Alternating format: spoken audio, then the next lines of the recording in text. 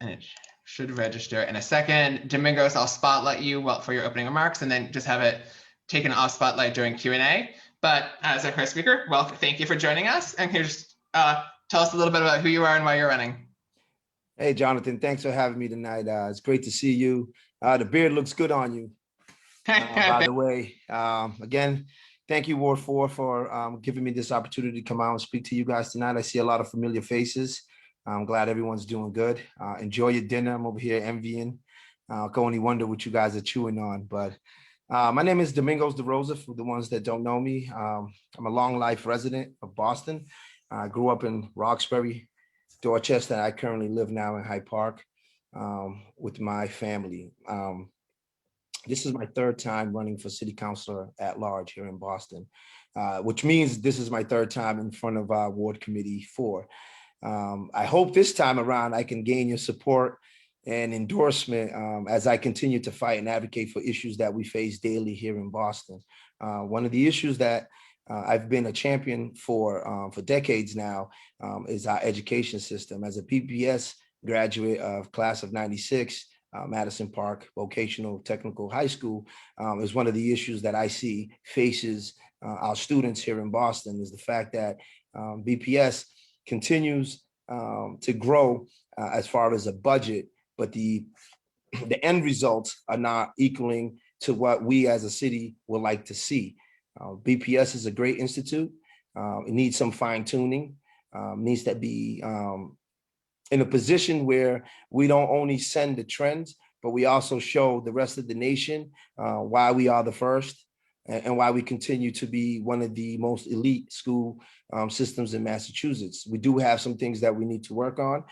There's things that we can do collectively as a city to make sure that our students, the achievement gap is closed. We can continue to advocate for students to have the opportunities to go into our exam schools, which, as you know, is one of the top 100 in the country. Latin, Boston Latin seems to be, where it's at, right? When it comes to some of the programs and levels of education that our families are looking for. This is an institute that folks want to have access to. And that's something that we want to work on as a city. As you know, currently there is a lawsuit. If you don't know, there's currently a lawsuit that was filed by a group of parents against BPS for the new enrollment process that will be used as we move forward. I'm also a champion for public safety. I've been working on mass and cash for numerous years. Probably I'm one of the most loudest and most obnoxious individuals in the city when it comes to this issue that continues to snowball into what we see today. I know you guys down in the South End area of the city has been dealing with the same amount of concerns that we've been dealing with in Roxbury. But again, we still fight daily to make sure that we have a safe community for all, including the individuals who are displaced and working through the substance disorder, mental illnesses. And we have to come together as a city to address this. This is not just the South End, Roxbury, pieces of Dorchester that it's being affected. It's the citywide. We have folks who come from other parts of the state that we can continue to add to our neighborhood, but we need to be able to provide them with the proper services. And we also need to be able to have the state step in and provide us with the adequate funding to make sure that we can provide these services. As you know, we're the Mecca when it comes to healthcare. So, there's no way around this. There's no way to keep someone who's looking for treatment or looking for some type of service, human service, to help them get back on the track that we see as being productive in our lives. I've also, as a city employee, I spent 23 years as a city employee, and I navigated the union circuit for a while as a chapter president. I spent 12 years as a chapter president, 15 years as a union member. 3 years out of those 15, I was an executive board member. So I was able to learn and process a lot of information that, the average employee or resident wasn't able to obtain as far as information.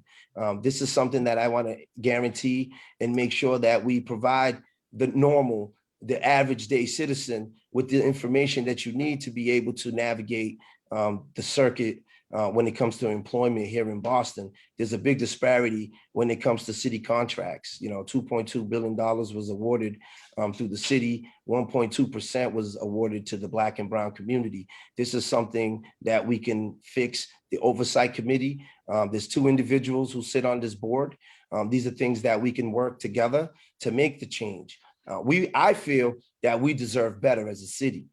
We are leading in many fields. Education, you know, folks come from as far as the other side of the planet looking for a higher education. Meanwhile, our students coming out of BPS are not able to obtain the same opportunities that other families from across our nation and across the world come here for. Our medical fields, again, you know, we have some of the leading hospitals, leading doctors when it comes to our medical field. So these are the things that I see needs to be addressed, not only for the city of Boston, but the surrounding towns and city. And how do we go about that? How do we go about bringing in services to make our city better?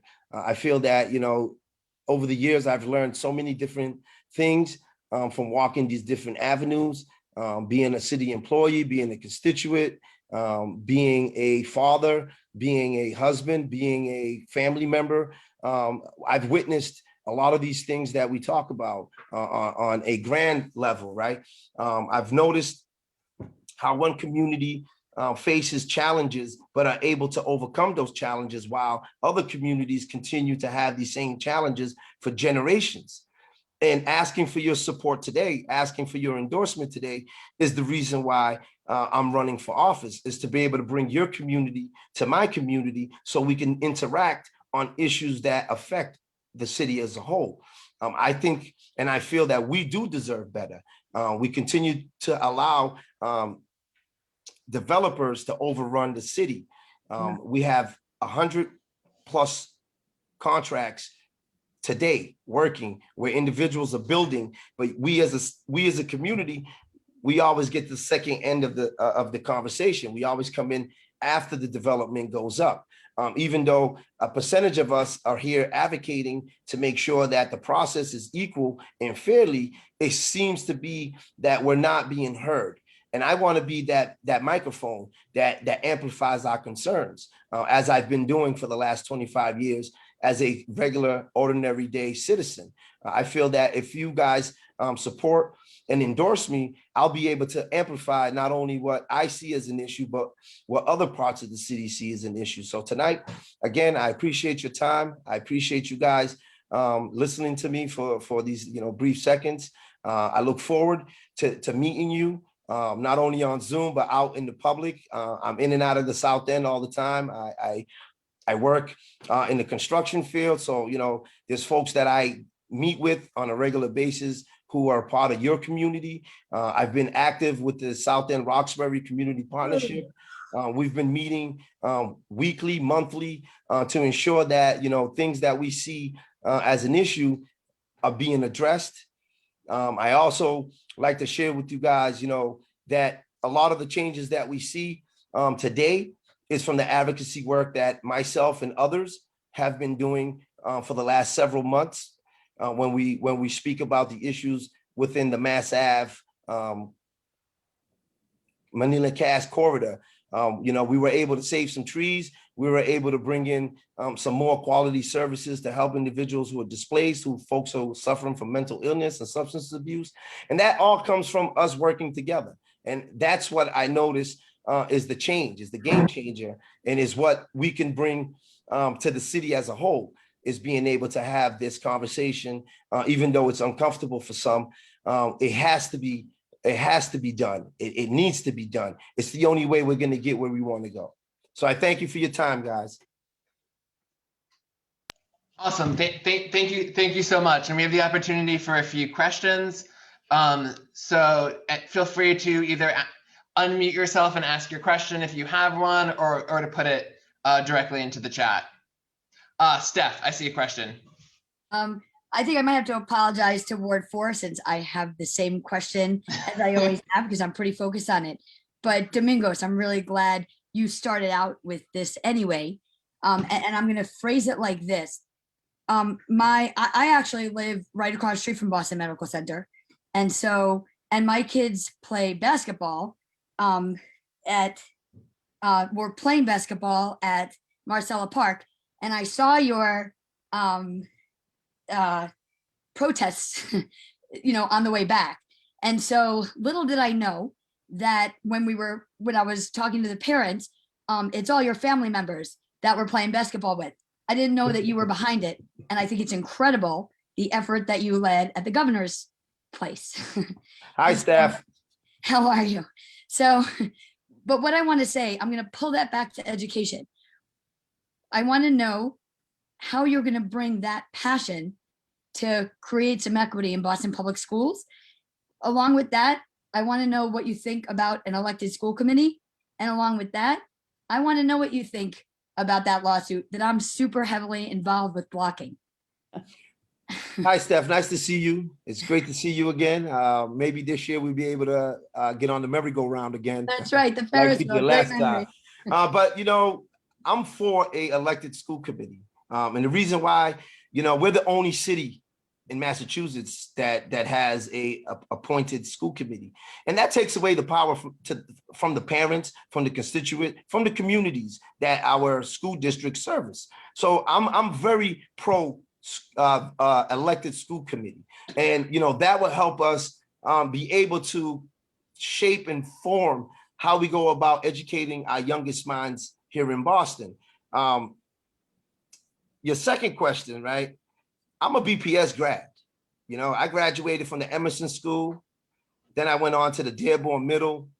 And I later went to Madison Park and I graduated in '96 with an apprenticeship certificate in auto trucking. What I learned there, I can't put a dollar value to it. Like the life lessons that I learned. I'm a tradesman. After spending 23 years working for the city of Boston at BCYF, I was teaching people life skills. I was a lifeguard. I started off as a swim team member at the Mason Pool, which is less than half a mile away from Mass and Cass, where I sold newspapers on the corner. So I'm a Bostonian all the way around. And for us to be able to move into the next phase of Boston, we need to be able to provide all the students of Boston with an equal opportunity, not only in the trades, but in the exam schools. Like the test process, we all know it doesn't work for some of us. I get nervous doing certain things, and testing is one of them. Like my anxiety flies out the window. So when my 12-year-old comes home and says, "Daddy, I had the MCAS, I can feel for her because I was that student. I never had the confidence that I should have had going through my grades as I was being, passed along, till I got to high school and I met a teacher by the name of Mr. DeChico, and he gave me a 12-millimeter wrench and was like, "Hey, listen, take that apart, and the worst you can do is break a bolt." And as a student, I'm like, "What? He wants me to break a bolt? Well, I'm good at breaking stuff. I don't know if I can put it back together." And after going through his class, I was able to gain the confidence to say, wow, I have the mindset to take things apart and remember how they go back together. I couldn't do that on a test. So the new process that BPS is trying to put out to increase the 8% Black students at Latin, I favor it.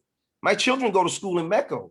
They go to the Concord public school system, and all my kids take AP classes. When I had them take the test to be able to go to Boston in a Latin school, my son didn't score enough to go to O'Brien.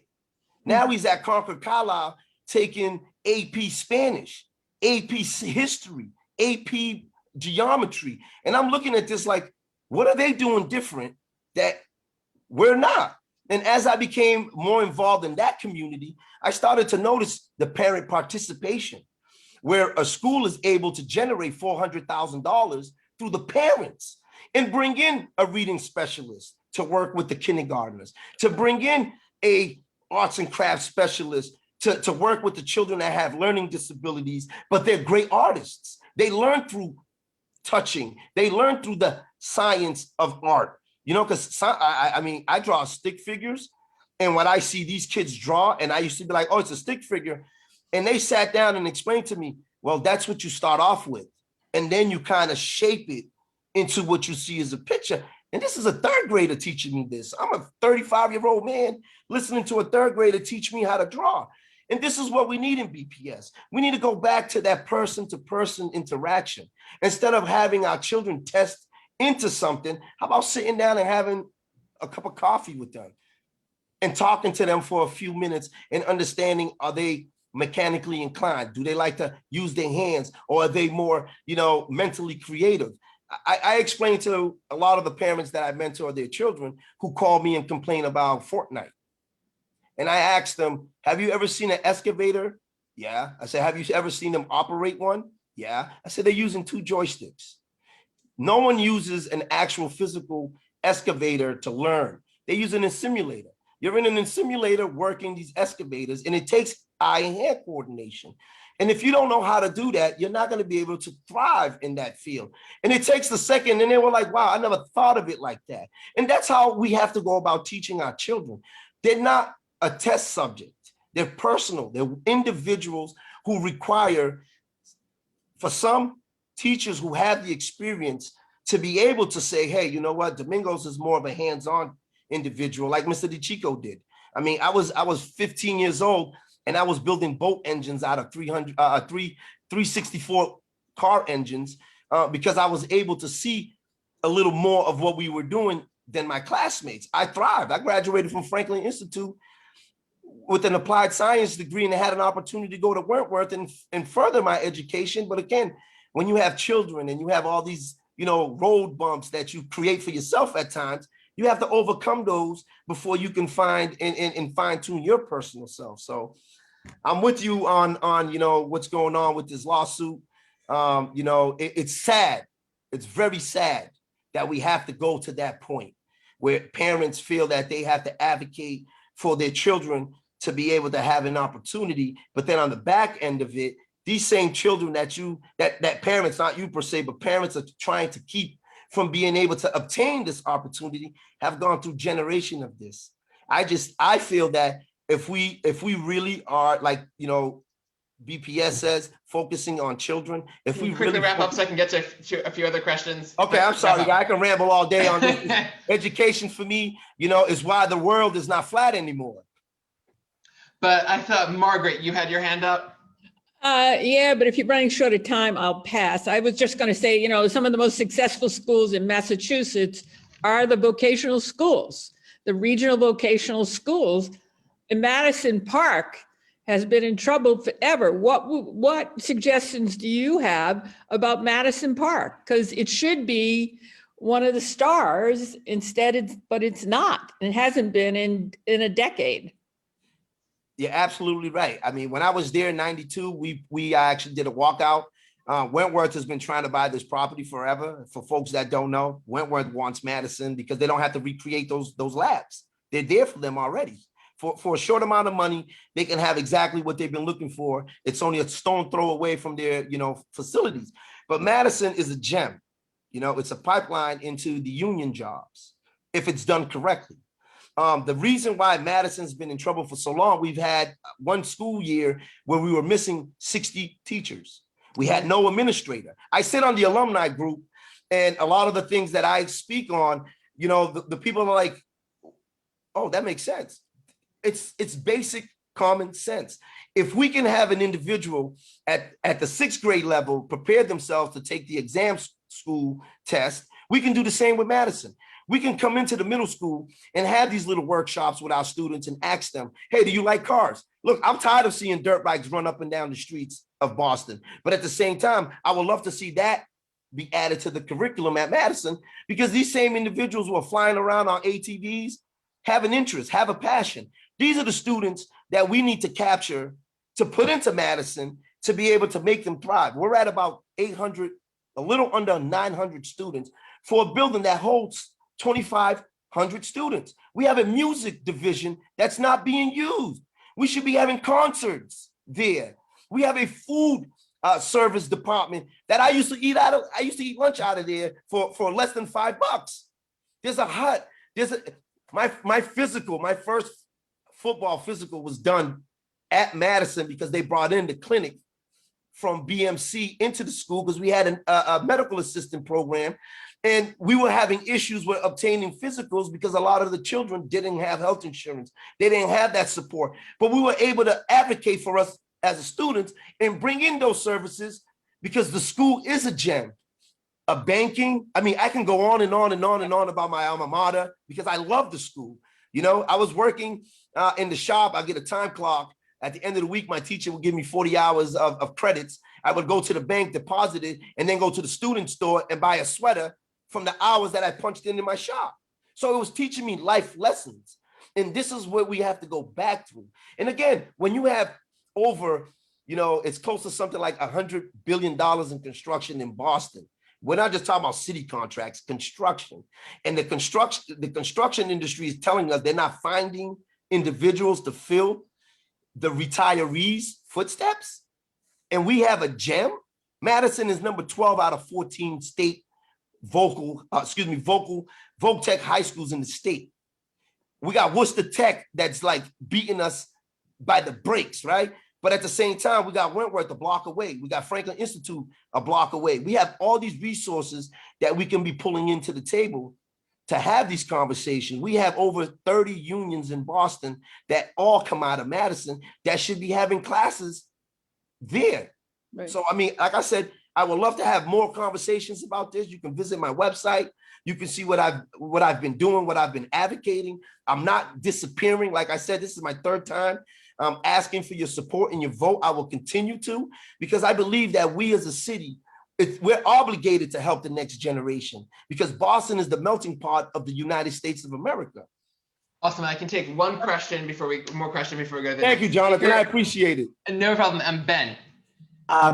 Hi, thanks for highlighting education as important. The Globe has had a series of editorials on education. One of them was the early child programs. The city has not invested in universal pre-K 3 and pre-K 4. And I'm just wondering what your stand is on that. And if it costs a lot of money, which it does, how do you think about diversifying the revenue stream of the city of Boston? Hey, Ben and Mrs. Ben, thank you guys for joining us tonight. You know, working as a city employee, right? I spent 15 years as a chapter president, so I was at the negotiation table quite frequent. You know, I love dealing with grievances, but my whole thing was learning more about how the budget worked and how they allocate funds. So just to give you a little history about BCYF, Boston Centers for Youth and Families, the family piece comes into it. We used to provide pre-K childcare. There's one at City Hall. There's a daycare inside City Hall that most people don't even know it exists because it's tucked away. And majority of the upper management in City Hall uses their services. But we had a pre-K at the Marshall School, at the Vine Street Community Center, Curtis Hall, the Blackstone. It had, but it wasn't as big because they didn't really have a space. The city has the capability of providing this for the city as a whole. There's buildings that were built with these programs within them, but they always went back to budget cuts. $72.5 million in police overtime. I'm not against the police, but we can surely take a piece of that and be able to help individuals who their children should have the basic education to come into preschool, to kindergarten. We have a lot of young parents who have to work 2 or 3 jobs.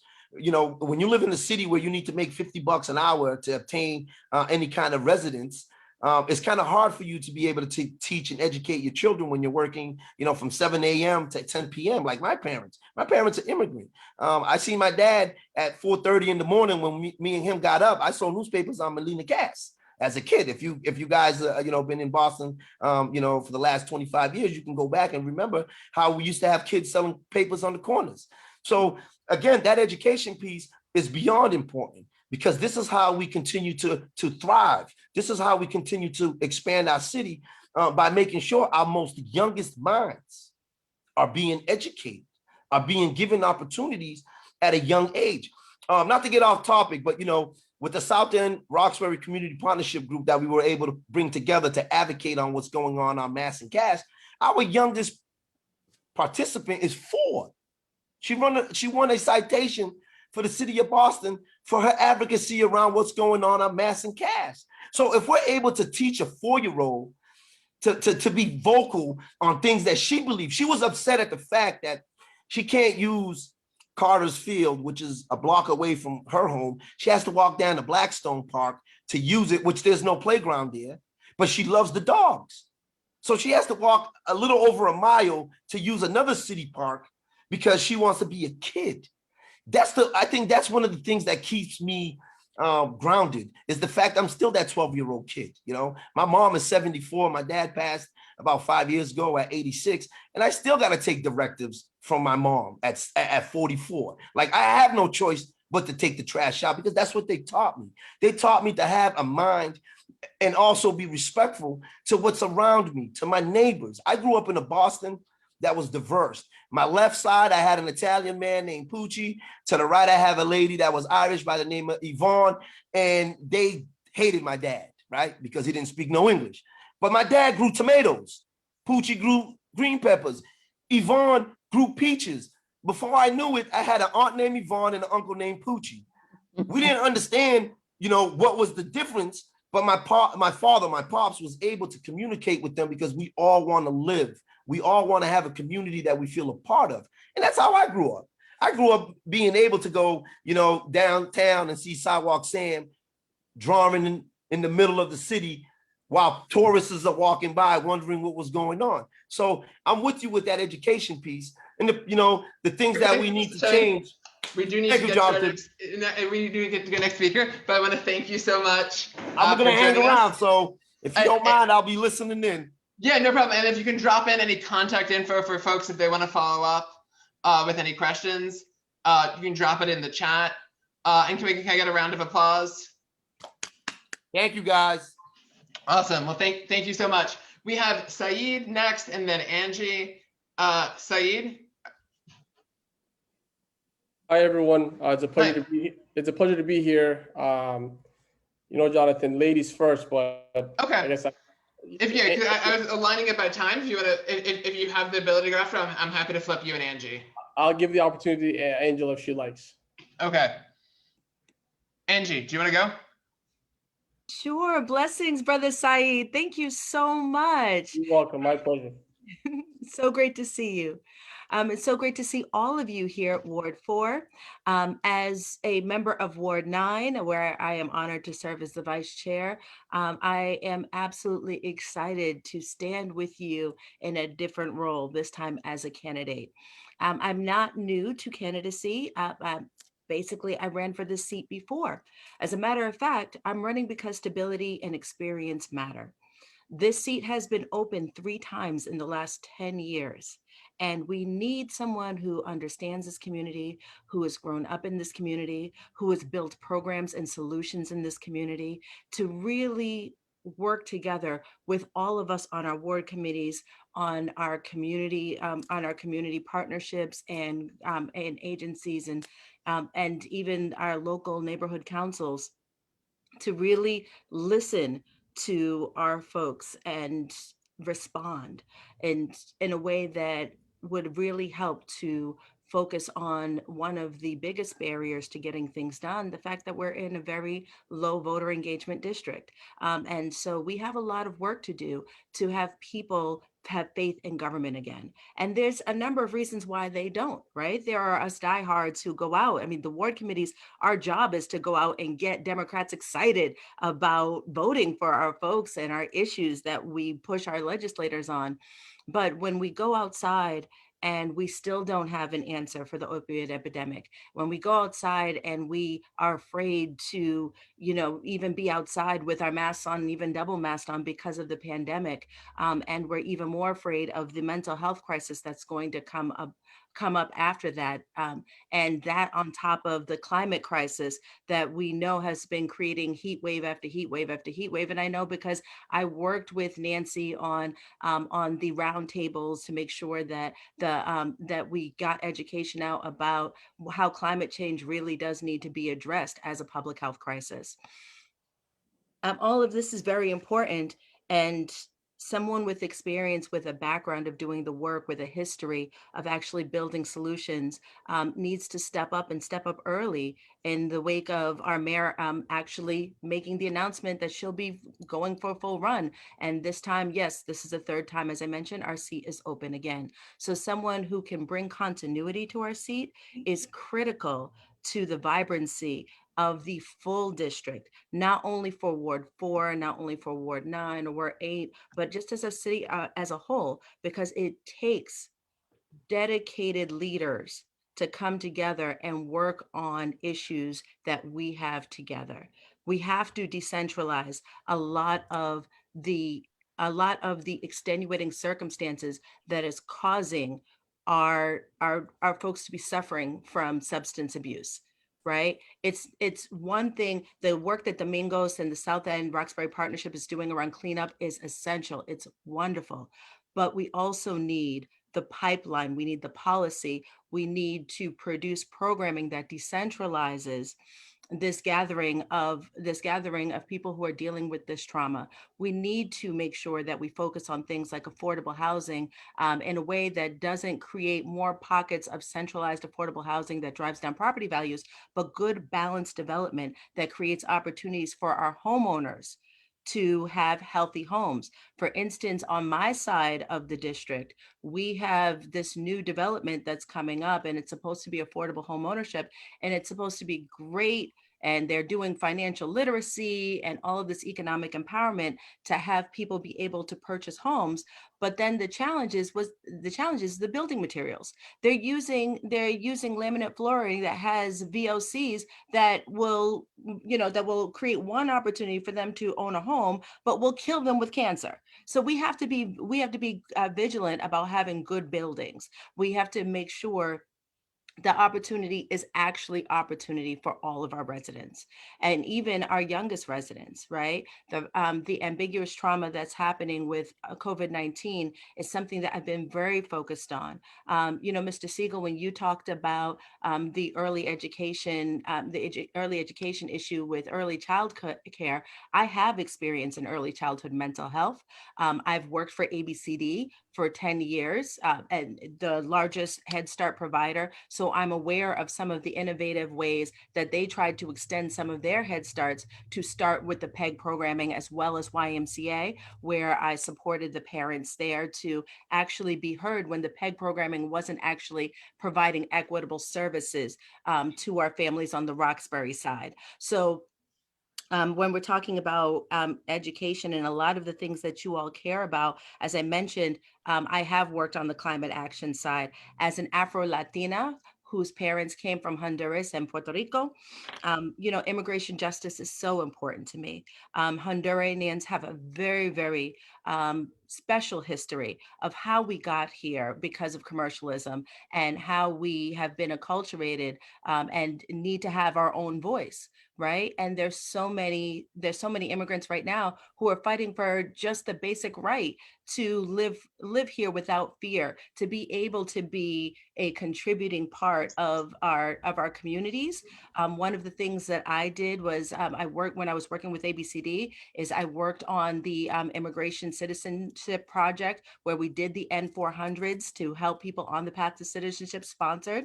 And another thing that, I've always been a big advocate for is pushing to make sure that they have drivers that are not our citizens, our non-residents who are looking towards citizenship. I'm pushing any advocacy effort around making sure that they have driver's licenses. I am all for it. Even as part of the tax program, I ran half of the city's largest tax program through ABCD. We had 52% of the sites. And so I specialized in making sure that immigrant taxpayers knew how to get ITINs so that they could properly file tax returns and work on their financial empowerment. So, a lot of the things that I work on that are near and dear to my heart and that I have produced results in are very close to your to your issues that you bring up every day as your priorities. I mean, there's, as a person of color, there's not a reason, there shouldn't be a reason why, a ruling from 1965 is still being fought for today for us to, and our voting rights might be on the table. When it comes to our young people, as an education advocate, I was one of the parent leaders who revived the citywide parent council. I have nuanced understanding about the school committee because I sit on the citizens nominating panel. So my views on school committee is more towards an appointed system, because there's a lot that we don't know. We say, oh, the appointed process doesn't create opportunity, but the fact is it really does, because there's a number of people who don't really understand how the appointed process really works. The mayor doesn't pick someone out of a phone book. They actually have to go through a process every October where anyone with good ideas can fill out a simple Word document and go before a panel of about 12 of us. And it's community folks, parents, some folks from the business community, some folks from higher education, some educators, and only three of the members are mayoral appointees. And so the rest of us have to answer to the community for whomever we put forward in front of the mayor. We put 3 to 5 names before the mayor for the mayor to consider for each seat. And the mayor is not allowed to choose anyone else except for those 3 to 5 names unless we fail in doing our due diligence to produce those names. So for free, when we're talking about an equity situation, for free, anyone can fill out a Word document and have a chance to be appointed to the city council. And we actually do outreach to make sure that people know about that process, because the other process, an elected process, actually creates an economic inequity, because we all know how much it costs to run for office. And many people don't know that the school committee seat is only a $7,000 stipend. And right now in this area, you would be lucky to run for office with $5,000. So when we're looking at a district like District 7, and we look at the actual income that our folks have on average, and the fact that we are actually behind the economic trajectory for mobility, if we're really talking about equity, we need to have a few seats under the appointed process and a few seats under the elected process, so that we could really provide opportunity to everyone. So if while I am honored to work with a number of folks to create the current appointed process, for which I have to walk down the street and raise my head high for anybody that we put forward, and sometimes I don't always win. I do feel like our job is to listen. So if elected to city council, it wouldn't be just about my ideas, but our ideas together. It's the community power that comes together and coalesces so that we can build stronger communities. We could build, I see that you all have signed on with Beja, again, being one of the leaders to help revive the CPC. There's a lot of the things that we worked on together. The subcommittee on the CPC, that when it was revived, was the one that actually revamped the food access issue. And they were the ones who found Revolution Foods to provide healthier opportunities. When it came to field trips, I have actually worked with banks to raise money each summer for the Hurley, for the Hernandez, for the Nathan Hale. I can actually show you pictures how we got them a whole digital library, a revamped kitchen, etc. Because sometimes we just can't wait for government to give us answers. We have to be experienced in leveraging stakeholders to create solutions. And that's what a city councilor can do. It's not about the potholes, but bringing together partners. For instance, partnership is going to be the key to Madison Park High School. There's so much workforce development money that could be driven into that school to make it the vocational gem it should be. And I hear people saying, oh, Madison Park is a gem, Madison Park is a gem. And it is, but who's going to drive the actual change needed to put the essential dollars in to make it the vibrant place that it should be as one of the vocational leaders in the state? someone with experience in creating youth programs. I've developed 2 of them that are both currently still standing. The YAY program at ABCD teaches financial literacy and civics and actually guarantees a summer job to students who go into that program. And the key is that they are 13 years old. The year that, number one, families lose the credit if they're in affordable housing for any of the amount of money that they pay towards childcare. On top of that, they're not able to work for themselves, right? So not only are parents stuck more in rent because they don't have that deduction, they also still have to find options for them that when they're too old for most camps and too young for student jobs. And we created a learn to earn program that created a stipend for them and a workforce pipeline. I also created the Youth Builders program at the Washington Heights project right down here on our side of the world. And basically the key was during demonstration disposition, we were the only youth program that was funded by demonstration disposition, not because HUD paid for youth programs, because they didn't, but because we leveraged the power of partnership to write it into the security plan and what is now known as family self-sufficiency. So we wrote it into a mobility plan. So we can look at the opportunities and pull together partners to create the solutions for what we say we need as the people in this community from all walks of life, both our legacy residents and our immigrants who may be newly arrived or may have been here to create the vibrancy that is many of the parts of our city that we're so proud of, like Villa Victoria. The other side of my family is from Puerto Rico.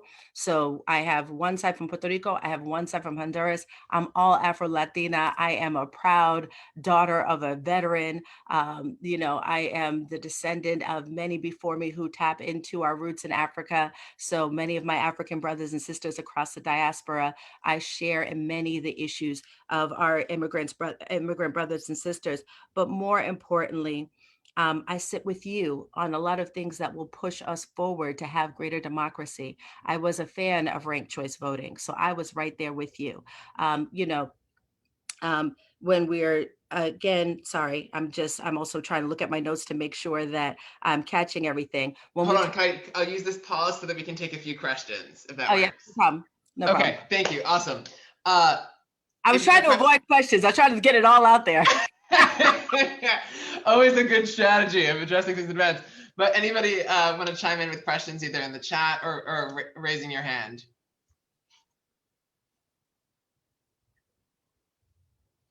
Steph. So Angie, hi Angie. I know a ton of your good work. Thank you.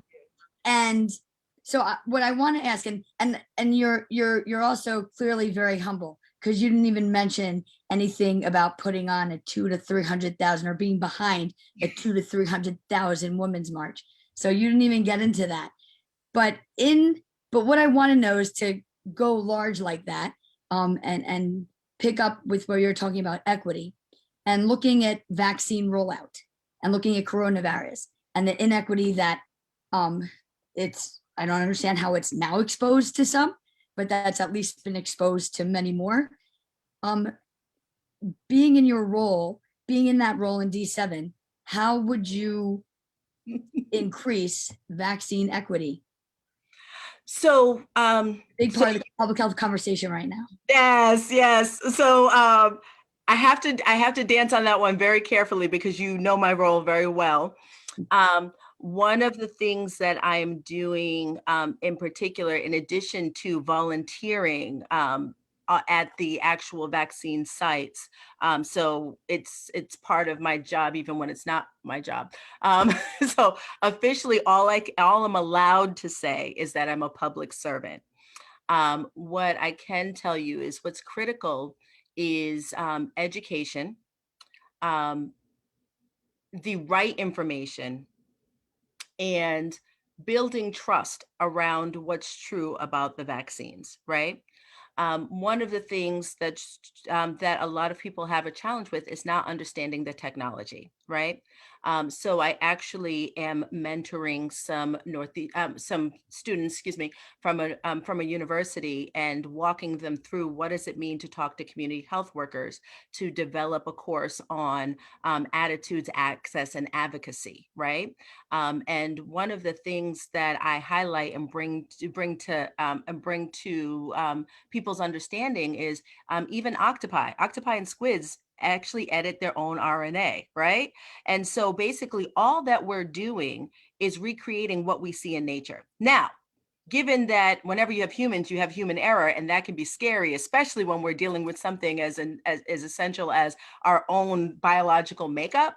What's really important is to highlight the advances we've made in making sure that even though there's a lot of work to do, that's why I train community health workers. There's also advances. I can't tell you how proud I am to be able to talk to a number of doctors of color who have to answer to families in their neighborhoods and their communities about what they bring into their community, and how do we lift up the women, the people of color who are in the industry creating these solutions, right? And yet we can't lose sight of the inherent and structural racism that has, and structural oppression that has not only impacted people of color, but low income individuals, and then people who are differently abled, right? Especially knowing that, and this is not sharing anything that wasn't known, knowing that when this vaccine rolled out, the priority was our older residents, and yet it hadn't been tested on them, right? So we need to be clear on what the truth is around the vaccines, because there's a lot of good truth, right? But most importantly, how do we create pathways to the right information so that people can make a sound decision about what's best for them? When we talked about it at the schools, I let BTU know your argument was it's valid, but it's not the right argument. And so what I did was I shared the information that we knew about the potential impact on households with asthma, a huge chronic issue in the city of Boston, and the actual impact on multi-generational families who are impacted because of the economic crisis. We have a number of families where we have our grandparents living at home with their children and their grandchildren. And so what does it mean to actually promote teacher vaccination as one of the essential populations, not because it was just the teachers, and yes, they should be safe, but because the children tend to be carriers, even if they're not actually, catching it. And what does that mean for those households? So there's a lot in public health that we have to do, but I think one of the strengths is putting in leaders like myself who care about the community, who answer to the community, who also push the areas of public service that we serve in, to be able to give the right information from an equity standpoint. Awesome, thank you. Carol, I see your hand up. Hey, Miss Carol. Hey there. I'm so delighted to have this opportunity to hear from you. I'm making a long list of the things that I like that I'm hearing. And something I think you haven't talked much about yet is development or BPDA. I know everybody likes to talk. And so I hope I'm not hijacking Ward 4, but for the area where we live, we're interested in thinking about that part of what the BPDA calls the South End, and a lot of people call Roxbury. So I say it's Low Rocks, South End, sort of all of the above, but I don't want to argue about that. But we have parcel 3 coming up, which is huge. Yes. And the Melnia-Cass Boulevard Greenway, which all the buildings that are currently there kind of turn their backs on it. And they're imagining a greenway, and there are a lot of parking lots that could be something wonderful. So I'm wondering what you have to say about BPDA and land use. So, and again, this is, working in my line of work, I always have to dance very carefully. I'll say that there's a lot of accountability that we should have with BPDA that doesn't exist, right? We should not allow, and this, again, I'm going to share public knowledge. We should not allow our communities to have another situation where the BPDA has made decisions like they did with the West End, completely uprooted, and then just come back and say, we're sorry, after everyone has been decimated and displaced, right? So we have to make sure that we are vigilant about things like, and I know this is going to sound unpopular for some, but the Rio Grande actually would need a shadow variance, right? I talked about this back in 2017, but the Rio Grande actually would create density and a shadow, and and a shadow overarching a very sensitive district right now, where we still have room to grow around the tobacco issue that we haven't quite figured out a right size solution for. And so now there's actually a black market of people just selling those cigarettes right in the middle of Douglas Square, which creates a criminal justice problem. So we tried to solve one public health problem to save our kids, and now we've created a black market problem, which creates a situation where people are getting arrested just for selling a pack of menthols trying to survive. I mean, this is the kind of stuff we need to think about. One of the things that I did work on with the BPDA, and because it was part of my old work, I worked on the City Academy, trying to revive that model, where we put individuals into EMS training, but more importantly, CDL and hoisting licenses, so that they could be part of building our city. And one of the things that we tried to do is work with the Teamsters to utilize the BPDA parcels so that we had workforce development opportunities in the city that didn't have to go out to the training center that's all the way out in Tewksbury, right? And they'd be able to practice job skills on simulators right in the city that also would not create an environmental hazard, because the trucks weren't driving in and out or around our actual city, right? I mean, a number of our kids are, do baseball at Roch Field, right? We don't need more trucks throwing exhaust in, while our kids are playing soccer and baseball, right? So we need to think creatively about these solutions. And as a city councilor, right, advocacy is so important. The way I look at it is we should be informing on issues that are coming down the pipeline. We know those trees on Melnia Class wasn't a new thing. That was just a resurgence of the Southwest Corridor pipeline that we had to block how many years ago? 30 years ago? It wasn't just in Carolyn Crockett's book. A number of us fought over it. A lot of us remembered it. So by the time it came up in the ward, then everybody was all worried about it. I said, that's not even a new thing. Remember the Southwest Corridor? That's what this is. It is it's a pipeline plan researched and just repackaged and given to us. And so we have to be aware. That's where experience matters. We have to be aware of what the history was. We have to be aware as the people who have fought for the things that weren't good for us. And we need to remember so that when a hint of it comes up, we can fight it actively. Did I answer your question, Ms. Blair? Thank you. Awesome. Well, thank you. We do need to kind of transition to our next speaker, but to close out, if people want to learn more about your campaign or ask you follow-up questions, how should they connect? Because I'm a city employee, the only thing I can give you is my website. Okay, no problem. So Camacho for Community is where you can find me. And if you send a message to me, I can absolutely connect there as well. I am putting it in the chat. And Brother Abdi, again, thank you, blessings for giving me the chance to go first. Awesome. Well, thank you so much. Can we get a round of applause? Thank you. And thank you, Ward 4. Thank you, Jonathan. Blessings. Thank you so much for joining us. And then I'll invite Saeed up. Welcome.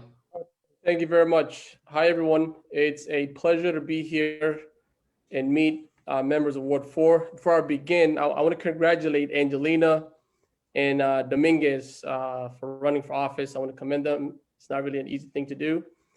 We faced a lot of challenges with COVID-19. Even though we missed family holiday dinners, friends at work, school, or the opportunity to run our business at full capacity and much more, we still have some things to be grateful for. As I sit here in a suitable living environment, I think about the challenges I faced 27 years ago in Africa's refugee camps. Imagine as a child, your playground being burning landfills. Imagine getting sick from smoke inhalation and not having access to healthcare. Imagine waking up in the middle of the night to find your home destroyed by wind or rain because your home is made of tree branches and piece of cloth. Imagine not having access to education, transportation, or clean water. And imagine finally finding a new home and being resettled in the city of champions, getting access to education, clean environment, and housing. But then losing your friends to drugs and gun violence here in Boston. As challenging COVID-19 was, looking back at my life, I am grateful for the opportunity to chase the American dream here in Boston. But at the same time, I know that all Bostonians don't have access to equal opportunities to chase their American dream. That's why I wear an orange shirt to represent the equal opportunities, progressive values Bostonians desperately need. So who is Saeed Abdi Karim? A Bostonian, a diehard Red Sox fan, a community board member, youth mentor and advocate, women empowerment advocate, an instructor who taught languages at Harvard University, an engineer, a technologist who worked for Fidelity Investment and Apple. What is our vision for Boston? Our three main priorities are: how do we reopen Boston, safely reopen Boston? STEM education and the environment. We also deeply care about affordable housing, substance abuse, and gun violence. What are our policies based on? Our policies are based on three things. One, personal experience and passion.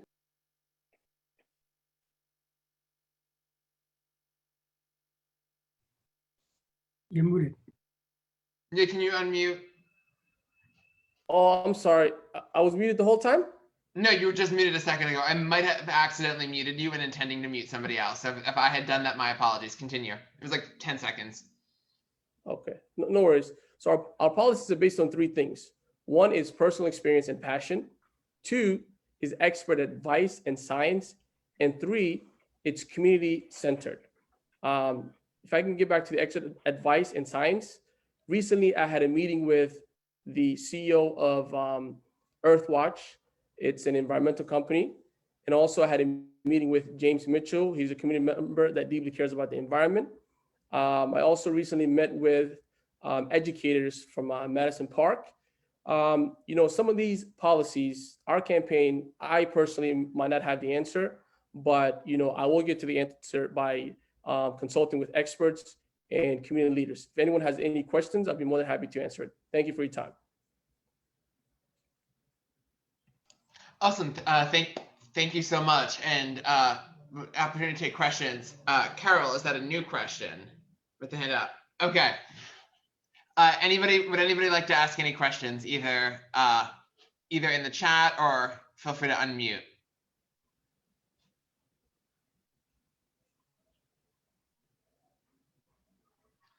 Sure, I do have a, Yes, I just heard somebody start talking. Feel free to. yeah, I do have a question. Thanks. Okay, yeah, can you? Yeah, thank you, Paul. Yeah, thank you, Saeed and Anjali, and what is the name of the guy who spoke to? So my question is to you is like, first of all, I know, Saeed, thank you, the work you do for the community, all the stuff you've done. I appreciate for the work you've done in the past couple of years. So my question in terms of, the city and the struggle. So what is your plan in terms of the wealth gap? I mean, a lot of the community may not have access to something to create wealth, whether it be ownership or have a better education or have even better housing. So how that would be, can you maybe explain more on that issue? How do you address that issue? Thank you, Hussein. A warm welcome. So I'm very big on STEM education and vocational skills. Even though affordable housing makes the city, very, very vibrant, it shows the diversity of the city. If the residents don't have the skills, especially the skills for the 21st century, they're not going to be able to, get hired at high-paying jobs. They're not going to have the opportunity to start a business or, buy property. I would advocate and fight for, giving resources to community organizations and creating after-school programs that would equip our kids with, the STEM skills and vocational skills that they need.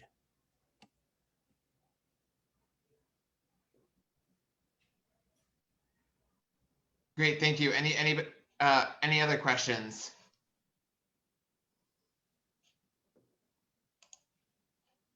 Steph. Okay, I think I'm unmuted. So you talked about you know basically violence prevention, and so I'm gonna make it very personal. And I don't know if Angie knows this, but maybe you do. But one of our South End baseball players was the biggest news story in July. And so what are your thoughts at the city level? When you represent our community, what would you do so, to begin to mitigate, for example, I'll say his name because many people know him, Xavier, to mitigate 15-year-olds like Xavier getting gunned down on Mount Pleasant. Thank you, Stephanie, right? Thank you for sharing that story. Yes. And my condolences to the victim's family. So back in 2006, the summer of 2006, June, my friend and I left the Mission Hill Community Center after we attended a high school graduation event. And we were supposed to meet 2 hours after. He got gunned down right next to Castle Square Village for no reason by 2 teenagers. I'll send the article to the group. Kids at an early age need to, there's a lot of different factors that come into play, why someone would be in the criminal justice system or why someone will commit a heinous crime like that. It could be a one-parent home, it could be a broken home. So we need to consult with public health officials, community leaders, and to find working solutions. I just can't say one thing will solve it because there's a lot of different competing factors that would cause someone to go out and hurt someone or kill someone. Good answer. Great. I see a question from Carol in the chat asking, how should Boston harness tech to be better prepared to meet public health emergencies in the future? That's a great question, Carol. Thank you. So recently I had a Zoom meeting with a Boston Neighborhood Association. And one of the issues they had was, and this sort of ties to your question, their trash was not taken by the city, and they the wait was very long. And also recently, I attended a COVID-19 vaccination at one of the immigrant community centers here in Boston. And a lot of the people, what they complain about is when they go to the city website, they don't understand how to navigate the website due to a language barrier, or the city, doesn't provide, the technical resources for Bostonians to be aware of if there's an emergency, if there's a resource, when their trash will be taken out. So I will try to use, my technical background as best as I can to convince my city council colleagues to create a robust system, that would be user-friendly for Bostonians. Carol Blair, do you have a question? Yes. Awesome. So we haven't talked about transportation, which is one of my favorite topics. In the South End and Lower Roxbury, there's a lot to talk about, I think. There are many people who rely on the bus without a car. Massachusetts Avenue, among others, is terribly congested. Melnea Cass Boulevard is going to be reconstructed, and I think there's pressure to add more capacity there, which I don't think will help anything. Certainly not the lives of the people who live nearby. So, and also there's a kind of a fever of developers building parking on the ground level and placing residential above that, which sort of creates a moat around, for the people who live there, and you really don't need to engage with their surrounding community. So I wonder what you think about transportation, what your initiatives might look like. Thank you, Carol, for the question. Transportation is very dear to me because when I was growing up in Africa, we didn't have access to transportation. And coming to a city like Boston, I am so happy and I'm so grateful because, going to high school, working in Boston, I had access to transportation. To be honest with you, at the moment, we are working on our transportation plan. I'd be more than happy to send it over to you. And that's a policy that we need to hone and make it better.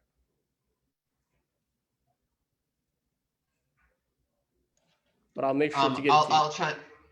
I'll chime in with a question myself. You had mentioned kind of when talking about STEM education, also the importance of kind of addressing environmental concerns in the city. That basically this decade will help decide about like whether we have like a livable planet, right?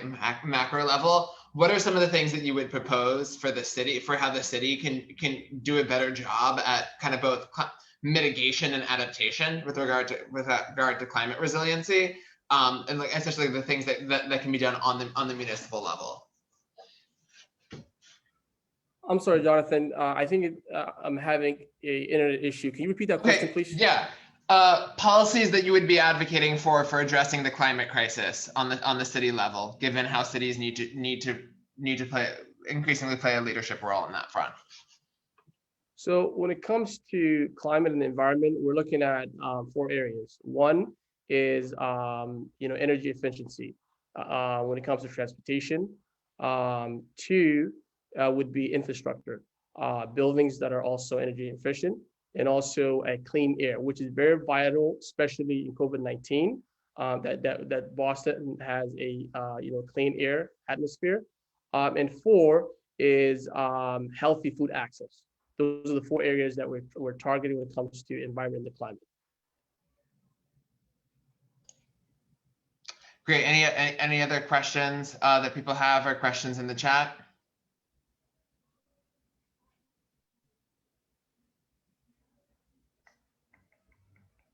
That's a good comment there. Any other questions going once?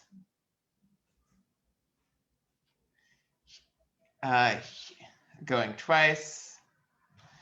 Hearing no other questions, I will ask the question of, if people want to learn more about your campaign, how can they do so? How can they kind of find you online or follow up?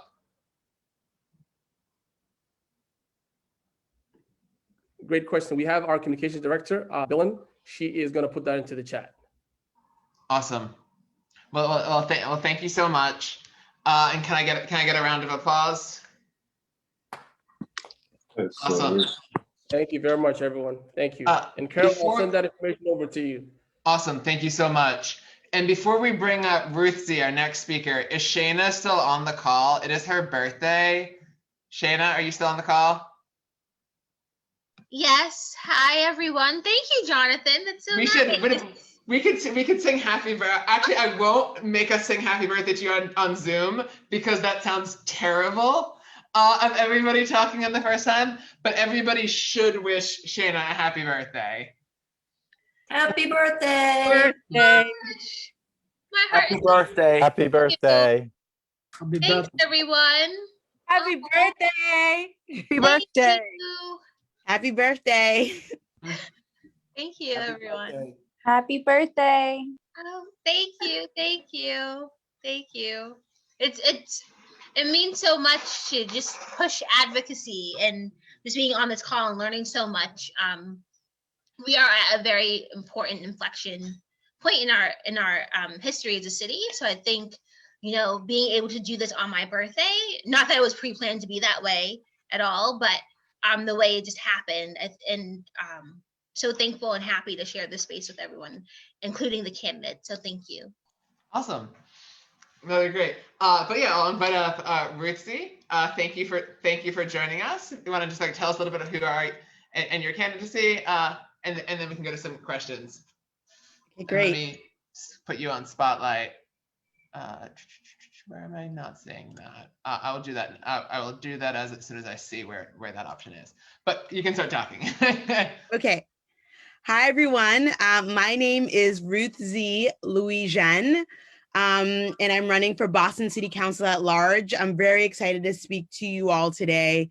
I'm running because there's an urgency to this moment as we come out of this pandemic to really make sure that we come out of this pandemic in a way that is equitable, in a way that is inclusive, in a way where we've all over the past year seen where the really tough spots are in our city. And so how do we learn from that to grow and become a better city? So I'm running because I recognize the urgency to this moment, and I'm ready to meet that the urgency with my own passion, my own skills, and my own commitment to the city where I was born and raised. So a bit more about me. I was born in Mattapan. I'm the daughter of Haitian immigrants who have the traditional immigrant story, came here with nothing in their pockets, but like a whiff of the American dream. It's the immigrant story that you hear over and over again, and my parents are no exception. They came here and they really worked incredibly hard to create a better life for me and my three sisters, not speaking English, facing discrimination, facing depression while they're trying to navigate a new system, facing racism, all, but not giving up. And one of the reasons they didn't give up is because we grew up in this community of folks, this really great tapestry of working class families in Mattapan. And, Mattapan, people look at it a certain way, but I grew up on a very diverse street. So, we're the Louijeune family. Next to us was the Trzynski family. So the Louijeunes and the Trzynskis, say that 3 times fast.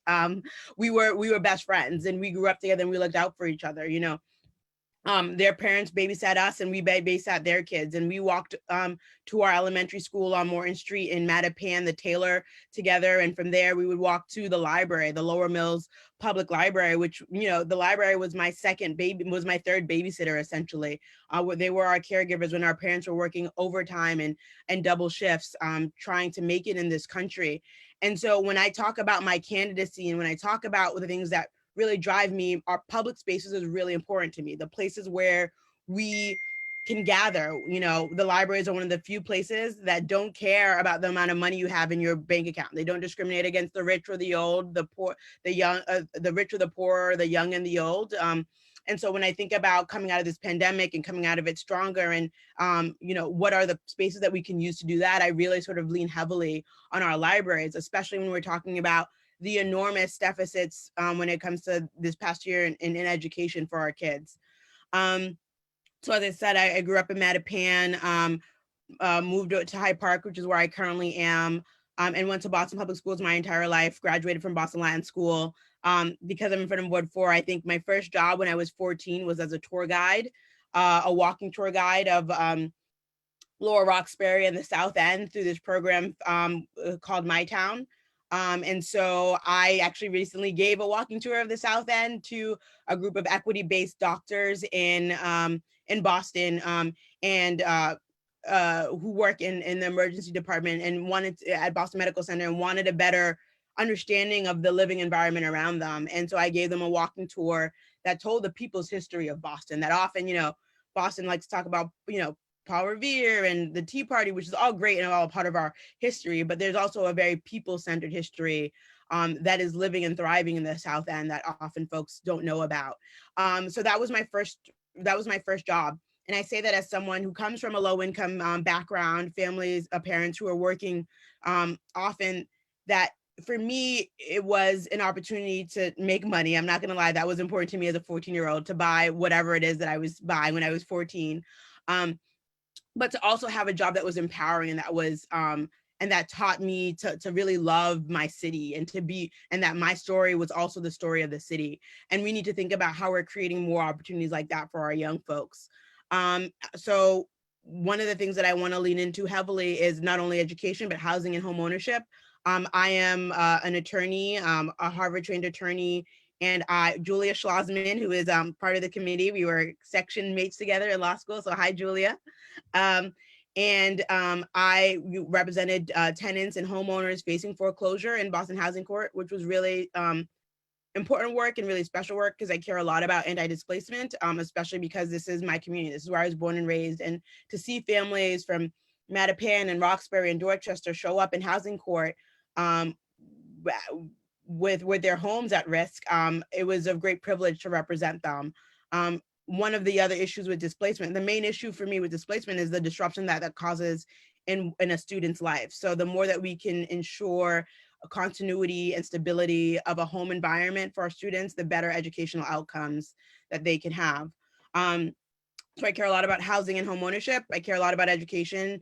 And I also care a lot about civic participation, how we bring people into city government. I really care about, meeting people where they are.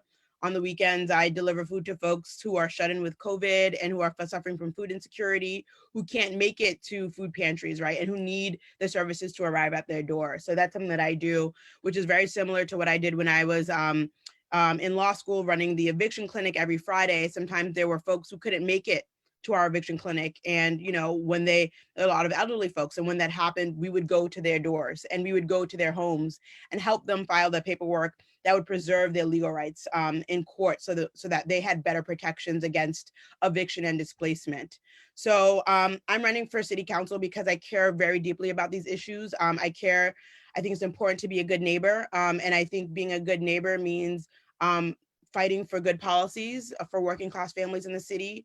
It means delivering services when it comes to fixing potholes, when we talk about climate change and being ready, making sure that we have green spaces and parks and are able to plant more trees to capture CO2, right? So I think about being a good neighbor in a very holistic way. And I'm running for city council because I know that this is an urgent moment. And I know that with the right people in office who believe in good government and who believe in service, we can really make a lot of progress on issues of affordability when it comes to housing and home ownership, on issues of equity and education, on issues of civic participation and access to our city contracts, on issues of climate change. And I'm ready to hit the ground running. There's been incredible momentum with our campaign. A lot of people who've known me and who've known my work for a long time are excited about this opportunity for me to amplify my voice here in the city. And I'm excited to live up to that moment. And, I'm hitting the ground running in this campaign and we'll do so hopefully as a member of city council, as the first Haitian person ever elected to city council. I bring language skill. I speak Creole, I speak French. I'm conversing in Spanish. And when we talk about access and creating a city that feels and looks inclusive, that's my story. So I'm happy to be here tonight, happy to take questions, really excited to talk about how we can make a better city for all of us. Awesome. Yeah, thank you so much. And the floor is now open for questions. I see Carol and then Ryan. Carol, then Ryan. Okay, I'm going to give you a choice of two questions, I think. I have one concerns clearing snow from the city sidewalks. In my neighborhood, we did a little experiment this year with the first snow. I put out an email and I said, we can do this. If anybody has some energy to spare or a shovel they can loan, or if anybody needs help, let me know, we'll organize it. And the neighbors did really well. What happened though was that the plows, when they go around the intersections, they plow the snow right back in where the neighbors have cleared. So you can walk down the block, and then when you get to the corner, you need to be a billy goat or go home. That's question one. The other question is on trees. You mentioned trees. It occurs to me as I go to all these development meetings and we end up, I go to take a walk and then I find out that there are trees on the site and they didn't mention the trees. So here they are, these architects are having a great time moving their massing from this corner to that corner and spreading it out or making it tall, but they never notice that this one preserves the tree and that one takes out a bunch of trees. I wonder what it would be like if the city actually required that whenever you submit a plan to the city, you show existing trees on that plan. Thank you, Carol. Those are both great questions, and I'll try to address both of them. So on the question of snow clearing, that to me seems like a coordination issue because we want to make sure that the city is making sure that our streets are plowed, but we don't want to double the labor on behalf of folks who are already shoveling the snow. So if we can get the snow plows out early, to me, that seems like that could be a way of solving it so that we're not. Can I follow up on that? I'm sorry, I forgot the end of that. Yep. I attended a city council hearing, and it seemed that there was a solution almost there, that if, for a snow emergency on certain streets, you're not allowed to park on the street during the snow emergency. Yeah. What if, and all the time, you're not allowed to park within 20 feet of an intersection. What if during a snow emergency, that 20-foot parking ban extended to 50 feet so that at the intersection, all the streets were clear within 50 feet and the plows could actually push the snow away from the intersection instead of into the sidewalk. That's a good suggestion. I wonder, so you're saying that having the cars there serve as a further barrier to snow removal? Well, there's no place to put the snow. Here I am, I'm the plow driver. I probably came in from the suburbs and you've given me little training and you're just telling me to clear the street. And I understand that you can't clear the sidewalks, you can't clear the parking lane, but clear the street so the fire engines can get through. And so that's what I do. I clear the street and I clear the intersection. I basically push it to the edges and I don't pay a lot of attention to the corners where pedestrians walk. I mean, that's tomorrow's problem. And but if you said, we actually want you to make sure that the corner is accessible to pedestrians, that's part of your job. And in order to make that possible, we've pulled the parking back away from the intersection. So there's a space on each of the streets that you can push that snow. There's a place to put it. That makes all the difference. Yeah. No, that's a great question and a great point. I think that is that could be a viable solution is if we extend the parking, the snow emergency parking ban. I think, everything is a trade-off. I think when we do have snow emergencies, there is much limited parking. We know with folks putting out chairs. So I think it's a trade-off, but I think that could be a really good solution, one that I'll take under advisement. I see that Nina put walkboston.org in the chat. So I'll check that out to see what other solutions folks are offering, but I will definitely take that under advisement and look into it further. I know that on my street, parking is really scarce when there's a snow emergency, and that's just how folks get around. So I wonder what effect that would have, but we also do need to make sure that there are walkways and pathways, and that our work isn't being negated by snow plows coming in. So I appreciate that question. Two, I know on the trees, when developers are submitting plans, their plans to the city, now they are required to include climate resiliency plans as part of that. I think that's a great, question to see, like what trees, they talk about the trees that they're going to put in place, but what trees are they removing? I think that's also a really great question, because we want to be doing addition that's just addition and not much subtraction. So I think that's a great point, and I will also look into that as well. Ryan, yeah, hand up as well. Ruthzee, thanks a lot for joining us. Thank you. Just had a question. You mentioned a lot of your work with displacement. Mm-hmm. What do you feel when you were working on that, or when you saw that kind of work being done, that the city should be doing better? And how do you feel the city council can work to improve things when it comes to either reducing displacement or encouraging greater affordability? Thanks, Ryan. It's a great question. So I think there are many facets to the affordability question. I think one of the things that we can be doing is increasing the supply of affordable housing. There are some basics that you can do, such as, increasing IDP. Right now we're at 13%. When you look, and IDP is the inclusionary development policy for for developers who are building residential properties, are required of more than, I believe it's 10 units, are required to put a set aside for affordable housing. It was based on area median income. In Cambridge and Somerville, that IDP is at 20% and we are at 13%. We need to increase that. When you do that, developers who are creating these luxury developments are also required to create affordable units. That alone is not going to solve our affordability crisis. We need to also think about, linkage, which is the payment that commercial developers pay into city coffers, into the neighborhood housing trust to help develop affordable housing. We need to, we just were able to increase linkage, but it was artificially stagnated for years because the city didn't have control over linkage. So now that we do, we need to think about increasing linkage so that we have more money into the city coffers to create affordable housing when it comes to rental, but also when it comes to affordable housing, affordable home ownership, which is really important when we talk about decreasing the racial wealth gap and understand that home ownership is foundational to that.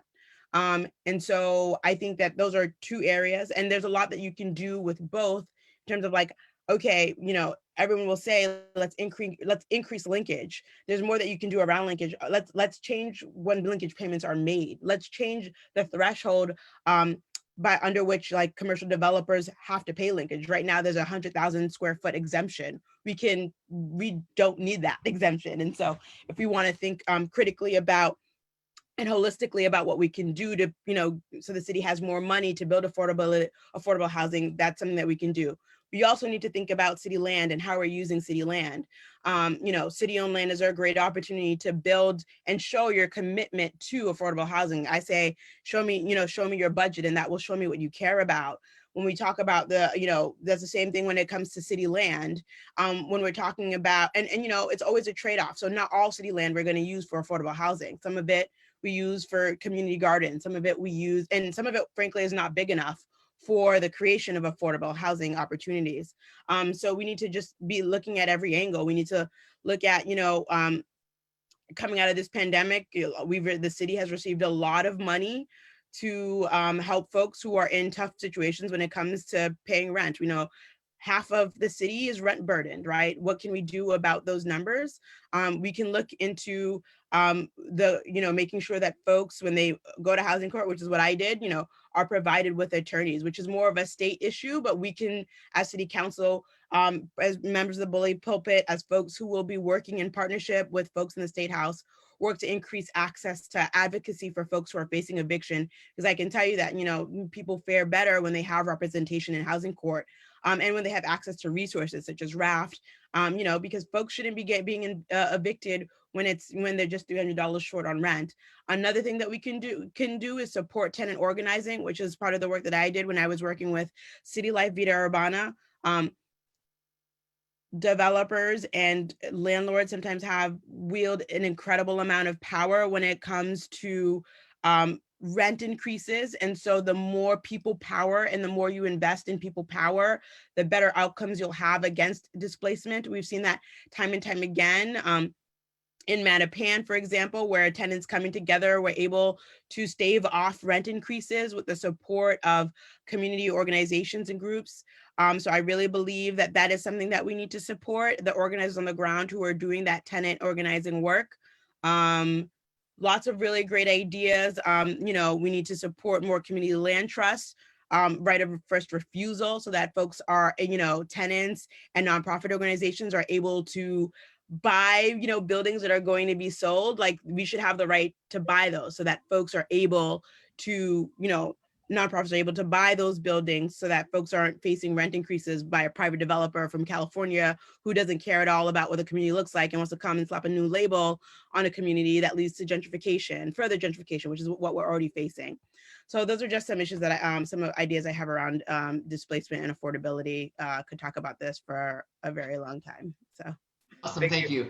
Then I see a question in the chat from Lisa Graff asking about support for a fully elected school committee. I'm sorry, can you just repeat that question? Yeah, it's a little bit of, there've been comments since Lisa Graff had asked about whether you support a fully elected school committee. Thanks, Lisa, for your question. As you know, I'm a graduate of Boston Public Schools. I'm also a student of history, and of our school committees here was on, Mayor Menino had appointed me to an education committee. So I've been really deeply involved in these issues. I think we need accountability when it comes to the Boston School Committee. I think a lot of folks are really nervous about an elected school committee. When we think about the school committee of like Mary Hicks from years ago, and we think about what the school committee used to look like, you know, electing folks who were, you know, racist. And so I think folks have that fear. But I think that we need to be working on more accountability. Sorry, her name was Louise Day Hicks, sorry. But I think that we need more accountability when it comes to the school committee. And I think you can achieve accountability through a number of ways. I'm not sure if that needs to be a fully elected committee. I think the proposals around a hybrid committee are ones that I find appealing, because it allows, it's this really great power sharing idea where You have folks appointed by the mayor. You have folks appointed by city council who are also, a bridge between constituents and the city. And you have folks who are elected directly by the people. And I think that, a hybrid method of electing your members of school committee can be a great way of increasing accountability and making sure that, both no one feels safe and everyone feels accountable to creating the best results for our students, which is what we should be working towards at the end of the day. And I see a question from Steph. So I'm glad that Lisa Jean asked that question, because I, of course, had the same question. But so you actually already started, you mentioned this in housing, but I'm going to ask it in a way that what I want to say radical. I have a group in my public health school is called Radical Public Health. Yeah. What radical step as a counselor at large are you maybe already thinking of, since you mentioned it, to take to begin to get rid of the structural barriers that we have in Boston, looking at this extreme wealth gap?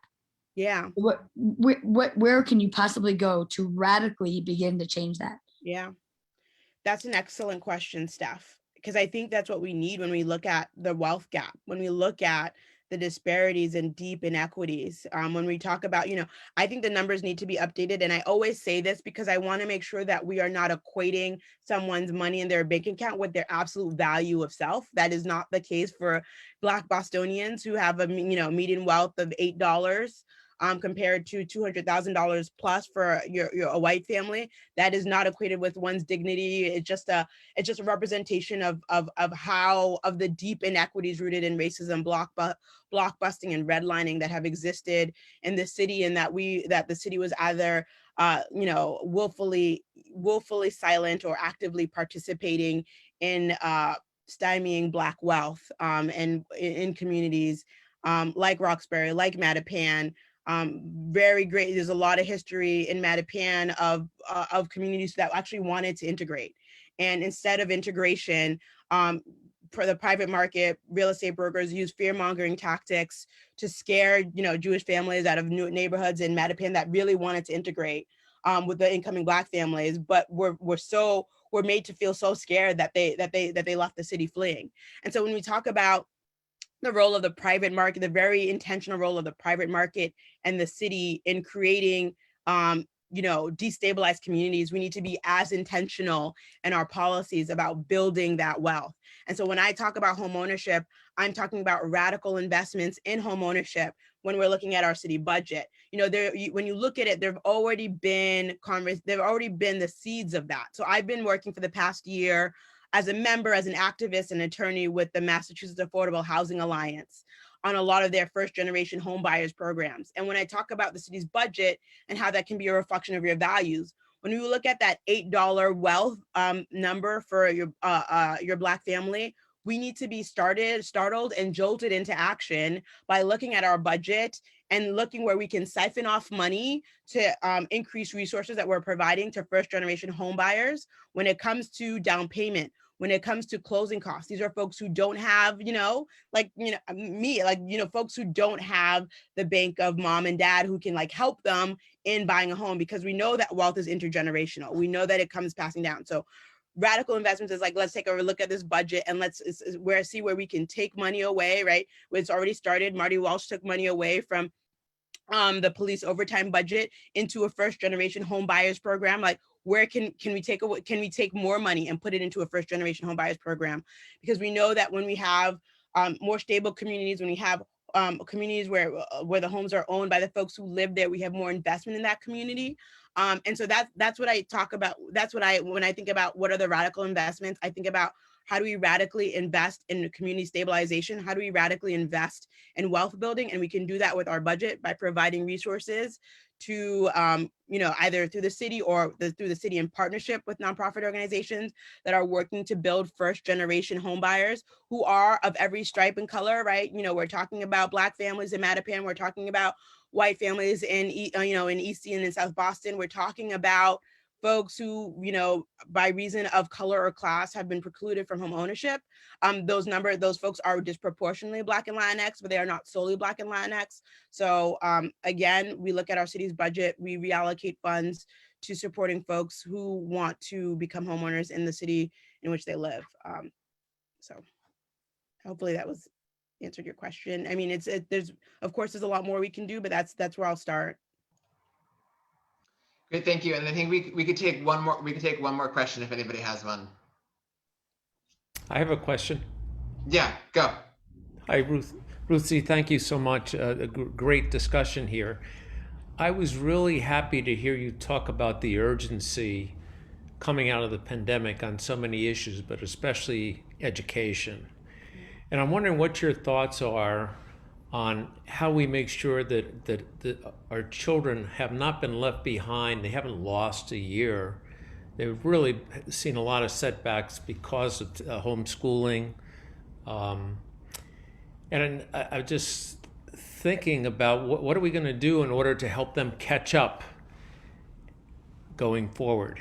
So again, what radical ideas might you have on how to help update their education and get them ready to move on to the next class? And that's a really great question. I also want to, before I answer, want to say, I apologize. I think there are questions in the chat. I haven't been keeping up, but I hope that everyone feels that they can ask the question. And I'll also put my email address in right now. And if I don't answer your question, feel free to just email me and I will answer it. And, okay. So when it comes to education, I think what can we do to make sure that they haven't lost a year? The sad reality is a lot of kids have lost a year.